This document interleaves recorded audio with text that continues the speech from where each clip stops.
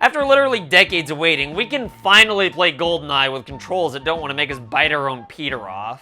What's a Peter, you may ask? I'll never say this early in a modern YouTube video, but for anyone who's played the original Goldeneye after playing pretty much any modern first-person shooter, you know exactly what I'm talking about.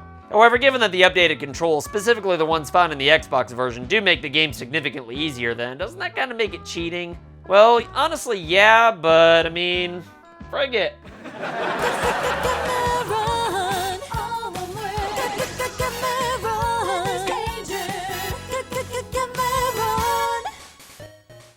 Okay, so I know some people would send me straight to purgatory for saying that Goldeneye with good modern controls is cheating, but if somebody breaks a speedrun record on the Xbox version, then you know it ain't gonna count.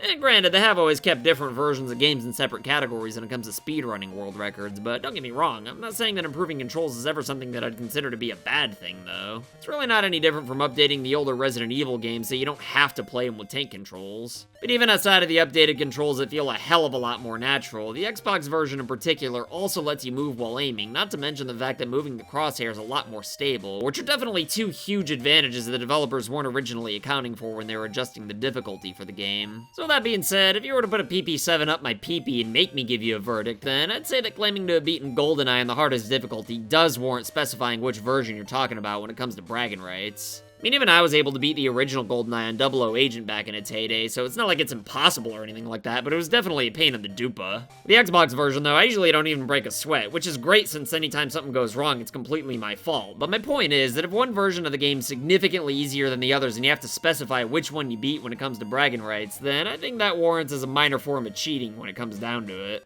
Sure, it might not be as egregious as using save states, but the improvements in the Xbox version are absolutely in the same ballpark, what with them being clear advantages. Now, what do bragging rights mean when it comes to a decades-old licensed movie tie-in game? Absolutely nothing, of course, so personally, I'm just happy that this game's finally playable again. I mean, whenever we go back to play just about any retro game, there's usually at least a few aspects here and there that might not have aged all that well, but GoldenEye in particular suffered quite a bit more than the others have, even more so than the early console versions of Doom and Wolfenstein 3D, I dare say. At least with those, you didn't really have to worry about aiming up and down. As long as you were pointing in the enemy's general direction, your shots would still reach them. But with true 3D and a controller that only has one analog stick, those brave souls at Rare did the best that they could. I tried replaying GoldenEye a handful of times since like 2009 on the original 64 when I started building my collection back up, and it never really lasted all that long just because how used to updated controls I was, and the more time that passed, the harder it was to revisit. Honestly, it's not the worst thing ever playing with an actual 64 controller, but for whatever reason, it's physically impossible for the human brain to pretend that the right analog stick on an Xbox or Switch controller is C buttons. Thankfully, Microsoft realized that most people would rather just have controls that are actually,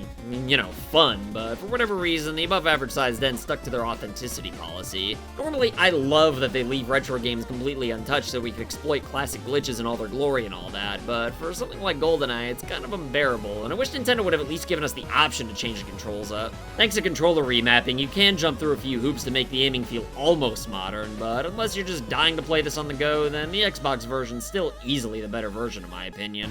Sure, it might not be as authentic, but it is more fun, so that's all I really care about. You know, if authenticity is what you're looking for, then you might as well just play it on an original cartridge. Again though, the improved controls and being able to aim while moving may be cheating, but since they make the game more fun and welcoming to newcomers, I'm all for it, cause after all, using save states is cheating too, but that doesn't mean we shouldn't use them in modern ports of older games. I mean, difficulty is great for character building in real life, but when it comes from the way a game's designed, then it's just plain frustrating, and not what I consider to be real difficulty. Like back on the NES, games weren't really that hard if you think about it. They just had a much thinner margin for error and made you repeat a hell of a lot just to get like 3 more chances at the one part that was legitimately hard. Most of the time, these parts weren't really actually that hard, at least not compared to games like Celeste that are literally like 85 times harder in my opinion, but they just let you try as many times as you want from pretty much right where you left off.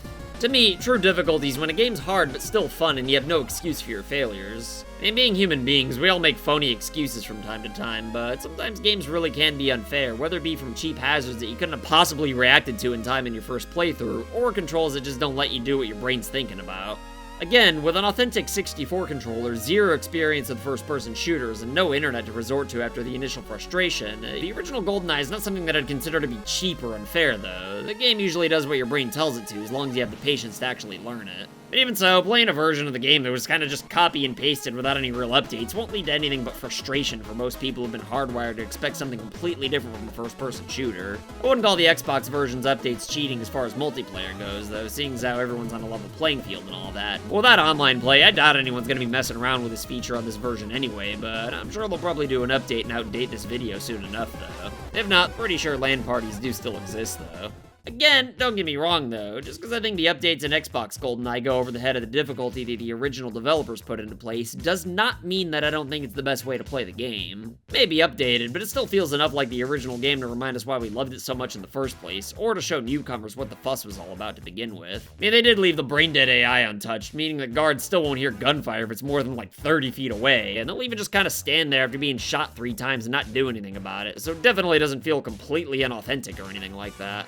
Now, whether it be the Switch or Xbox version, this is definitely GoldenEye. I'm just saying that while the updates on Rare Replay do make it significantly more fun, they also make it significantly easier, even beyond just the basic controls being altered. And even though the crosshairs aren't as hectic, the fog's pretty much non-existent, and you can aim while moving, I still welcome all these additions. I would say I wish we could play it online, but honestly, I would have just messed around with it for like 20 minutes tops anyway, so I'm not gonna pretend to care about it, but then again, I usually don't play games online all that much anyway, so I can totally see why others would want it. Anyway, that's all for today, but if you got a kick out of my incoherent rambling and disturbing imagery though, then you should check out this video I made about the pros and cons of gaming before the internet, but you'll excuse me though, I gotta go buy a Weird Al CD. Later!